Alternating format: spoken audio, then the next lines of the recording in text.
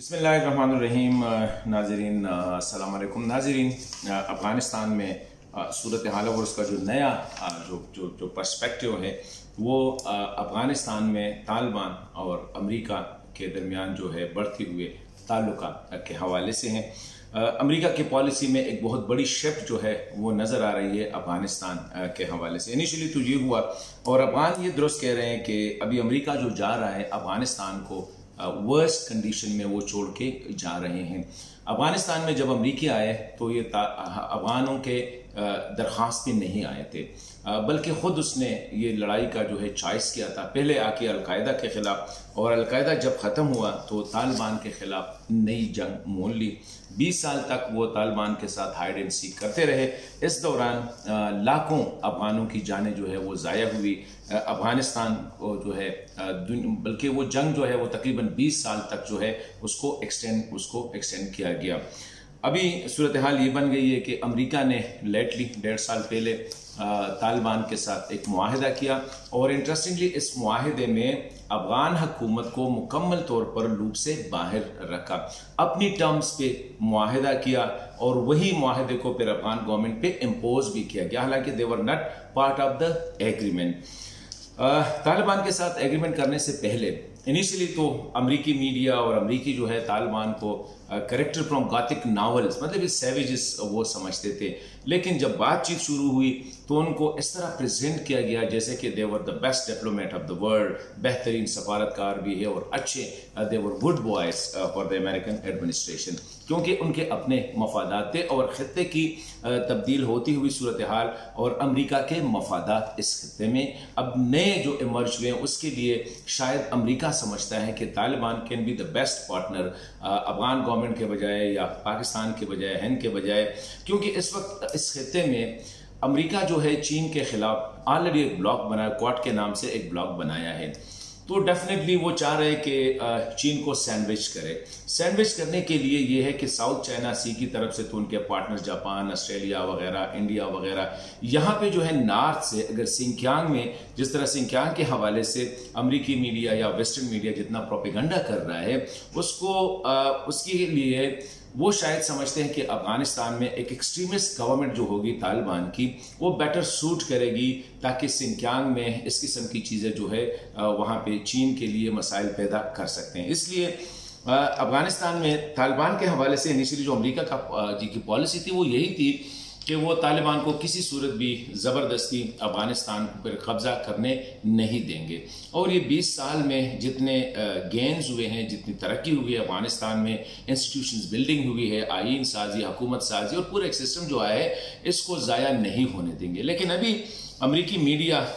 जिस तरह अफ़गानिस्तान में तालिबान की जो कब्ज़े हैं या उनके जो हमले हैं जिस तरह उनको बढ़ा चढ़ा के पेश कर रहे हैं, जो कि ज़्यादातर झूठ पे मबनी है, इससे लग रहा है कि वो दुनिया को ये पैगाम देना चाह रहे हैं कि अफ़गानिस्तान में तालिबान जो है एक वाइबल फोर्स है। नंबर 1 उनकी इमेज पहले से उसने सेट कर दी है। साथ साथ जो है अभी जनरल स्कॉट मिलर जो कि अफ़गानिस्तान में इंटरनेशनल फोर्स अमरीकी फोर्सेस के हेड है, उसका ये बयान कि अगर तालिबान ने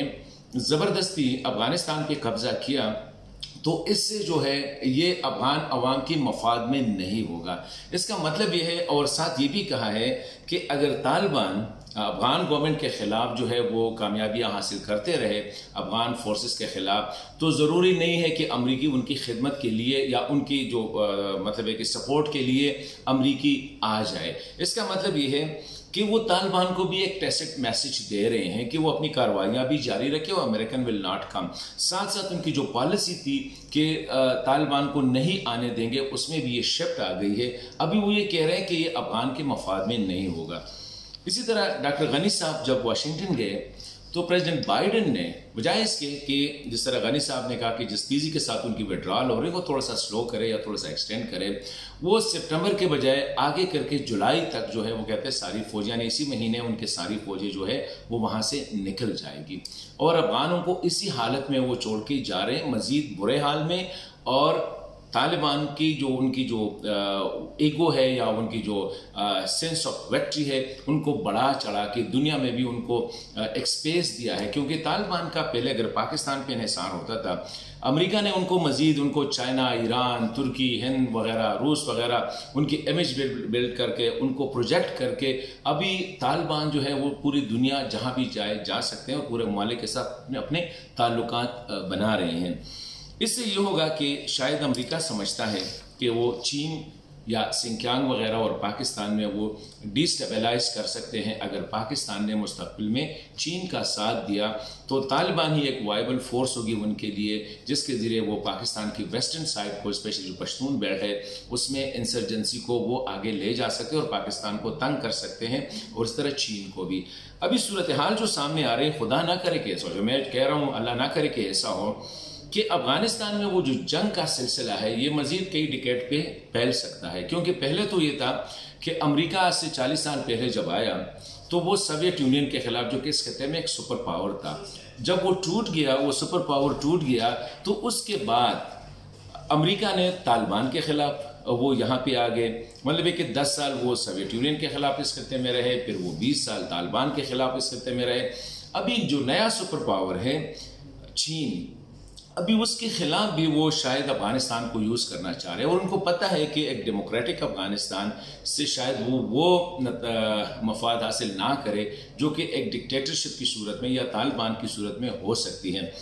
तो ऐसी सूरत हाल में जो सिनारियो मैं देख रहा हूँ वो ये है कि हालात मज़ीद ख़राब हो सकते हैं। ये ख़ित्ता जो है, पाकिस्तान जितना भी कहे कि अभी जियो स्ट्रेटेजिक के बजाय जियो इकनॉमिक्स, वो तब हो सकते हैं जब अफगानिस्तान में अमन हो, और अफगानिस्तान में अमन मैं समझता हूँ कि वो इस वक्त अमरीकियों के मफाद में नहीं है। ईरान पे नज़र रखना, पाकिस्तान को काउंटर करना और चीन को काउंटर करना, ये अमरीका के मफाद में। तो ऐसी सूरत हाल में ज़्यादा जो रिस्पॉन्सिबिलिटी आती है वो अफगान लीडरशिप और पाकिस्तानी लीडरशिप पे है कि वो सिचुएशन को जो है उसका इदराक करें। साथ ही चीन, रूस, इस खत्ते के और ममालिक जो है कि हालात को इस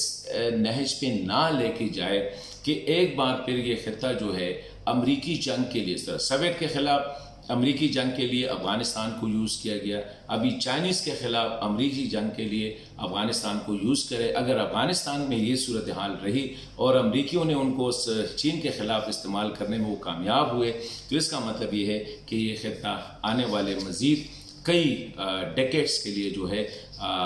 अनस्टेबल रहेगा और यहाँ पे एक्टिव लड़ाई चलती रहेगी।